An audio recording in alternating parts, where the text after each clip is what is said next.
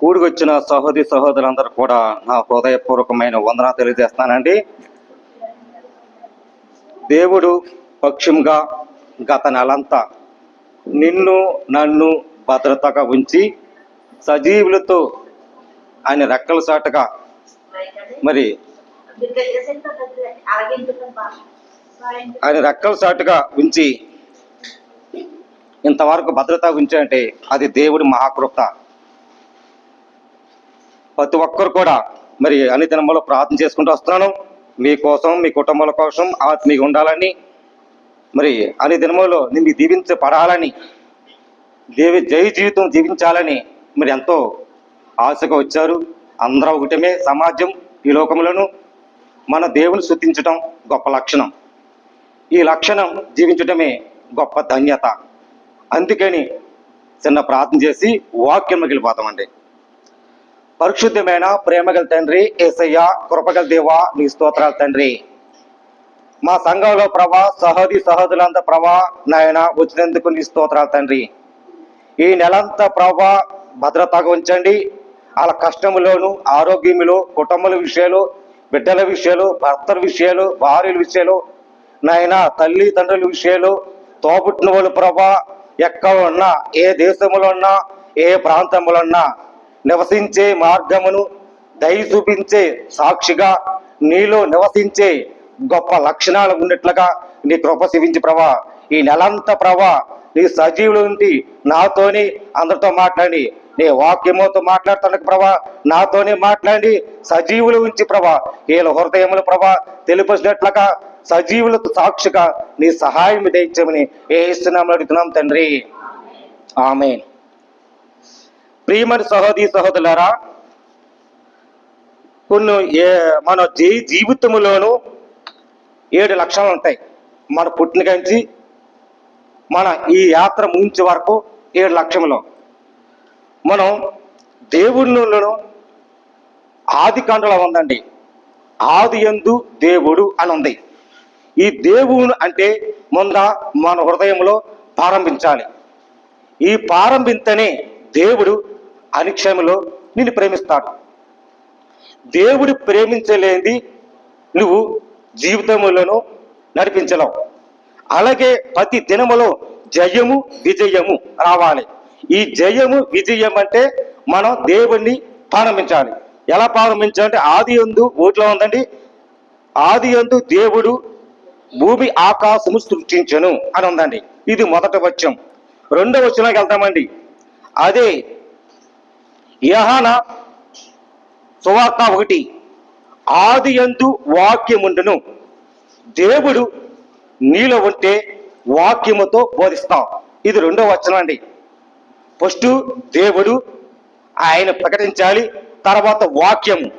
ఈ వాక్యము ఉంటేనే దేవుడు నీ ఎద్ద ఉంటాడు.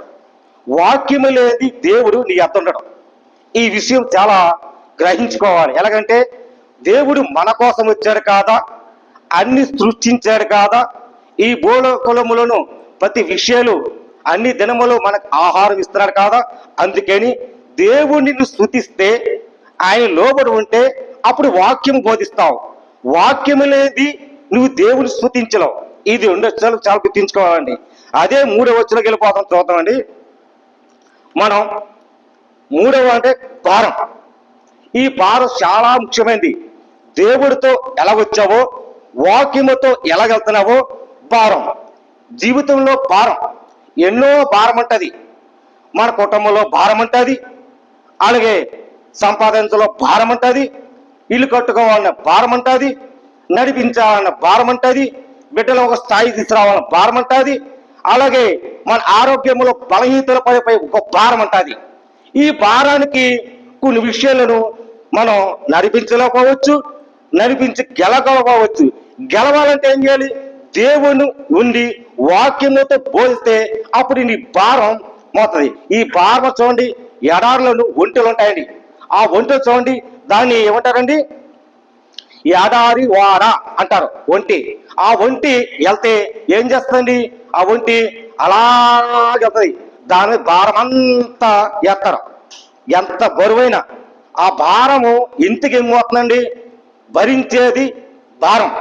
మనిషి అయినా ఒక జంతువైనా మనిషి తొక్కువ భార భరిస్తాడు, కానీ ఈ ఒంటి ఎంత భార భరిస్తుందంటే అప్పుడు ఆ మేప రైతు ఈ భారం మొయిలిపోతుంది అని గబ వచ్చి రైతు ఆ ఒంటినన్న బరువంతా దింపుతాడు.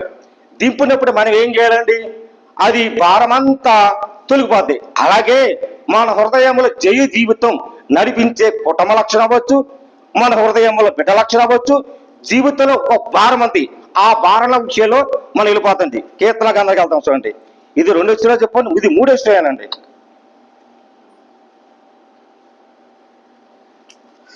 55:22 అండి. నీ భారమును యెహోవా మీద మోపము. ఏముందండి? ఆయన నిన్ను ఆదుకోండి. ఎలాగ ఆదుకుంటాయండి? భారం. నువ్వు భారం భరించలేని స్థితిలో ఉంటే ఈ భారం యెహోవా మీద, దేవుడు అని ముందు చెప్పాను కదండి, వాక్యము అని చెప్పాను కదండి. ఈ వాక్యము దేవుడికి భారమంతా నువ్వు దేవుడు పెడితే ఈ భారమంతా తొలగిస్తాడు. భరించలేని స్థితిలో ఉన్నా, నీ నిస్సాయి స్థితిలో ఉన్నా నీ భారమే మొదటి ప్రారంభించు. దినం ఈ దినముతో ప్రారంభిస్తే నువ్వెక్కడికి వెళ్ళినా విజయాలు పొందుతావు, కానీ అపజయాలు పొందావు. సాతానుడు నువ్వు ప్రార్థించకని, నువ్వు వాక్యం చదవకని నువ్వు వెళ్తే నువ్వేం చేస్తావండి? సాతానుడు అడ్డగోలు వస్తాడు. ఈ సాతానుడు ఏం చేస్తాడండి? నేను విజయాన్ని నేను లేకనే, విజయాన్ని నేను అపజయాన్ని చేయకనే నేను దేవుని ఎందు పక్కన అటాక్ చేస్తాడు. ఆ అటాక్స్ రాకుందంటే వాక్యము, దేవుడు, భారము, ఈ 3 విషయాలు నువ్వు ఎంత లోబడుంటే ప్రార్థించాలి.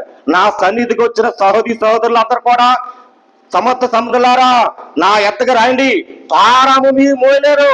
ఇదిగో ఒంటిలాగా ఎలా మోసిందో ఆ ఒంటి కంటే నేను భారము మోస్తా, భారము మోసేవో నేనే, మీ భరించలే తెలుసు, మీ భారమంతా ఆదరించేవని, జయ జీవితాన్ని మీ కుటుంబాన్ని వెలిగించమని నేను తప్ప ఈ లోకముని ఎవరని దేవుడు మీతోనే పలకిస్తాను. ప్రియమని సోదరా, ఇది 3వ విషయాలకు వెళ్తాం. అలాగే మన భారము అంటే కొన్ని విషయాలను బిడ్డల్లోనూ ఫీజు కట్టడం భారం ఉండొచ్చు, అలాగే భర్త సంపాదించలేని ఒక భారముతో నిండిపోవచ్చు, భార్య సంపాదించలేదని ఒక భారముతో గుండి వేదనతో ఉండొచ్చు. ఈ భారముతో కొన్ని ఉంటాయి. ఈ కొన్ని విషయాలను మనం నడిపించేది దేవుడు యెహోవా. ఈ ఆయన మీద నువ్వు ఆదుకుంటే, ప్రార్థనతో నడిపితే నీ భారమంతా విడుదల చేస్తారు. విడుదల రాక మునిపే దేవుని యందు నువ్వు చదవాలి. చదివితేనే దేవుడి నీ పక్షముగా జయ జీవితం జీవిస్తావు. అదే విషయంలో అండి 4వ వచనంలోకి వెళ్తామండి.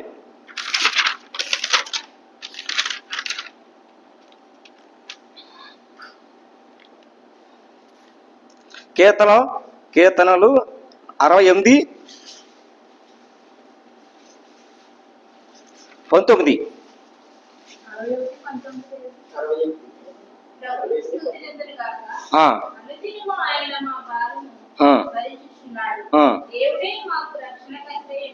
ఉన్నాడు ఏంటండి? అక్కడ భారము నువ్వు ఆయన పెడితే భారము నన్ను భరిస్తున్నాడు కాదా? ప్రభువును స్తుతించాలి. ఎలాగండి? దేవుని యందు నువ్వు ఆరాధించి వాక్యముతో నిండి భారము సమస్త జనములారా ఇదిగో నా ఎద్దకు రండి. ఎక్కడ ఉంటదండి? విశ్రాంతి. ఒంటికి ఎలాగిచ్చాడు? విశ్రాంతి ఇచ్చాడు. ఒంటికి ఎలాగండి? భారమంతా తొలగించి ఆ రైతన్న తీసుకొచ్చి భారమంతా విడుదల చేస్తే విశ్రాంతించాడు. మీకు విశ్రాంతి కావాలా? మీకు అనుదినములను విశ్రాంతి లేక మీకు గుండి వేదనతో నలిగిపోతారా అని అన్నాడు. సమస్త జన్ములారా ఇదిగో సన్నిధి ఉంది, ఈ సన్నిధిలో భారమంతా నీకు విడుదల చేయంటే నా సన్నిధికి వస్తే సాక్షాత్తు అయి వెలుగునిచ్చి వెలుగు సాక్షులుగా నింపేవాడు నే, భారము నేనే, రక్షకర్తగా ఉన్నాడు. అప్పుడు చదవండి. రక్షణ దేవుడు మా పక్షమున పూర్ణ రక్షణ కలిగేయు దేవుడై ఉన్నాడు. అండి పూర్ణ రక్షణ కలగ చేసిన వాడు దేవుడే. నీ రక్షణ అంటే రక్షించేవాడు రక్షణ. భారమంతా మోయలేక స్థితిలో ఉంటే నీ రక్షణగా ఇవ్వాలని ఇచ్చాడు. ఇది 4వ విషయం అండి. 4వ విషయంగా 5వ విషయంలోకి వెళ్తామండి. యెహోషువ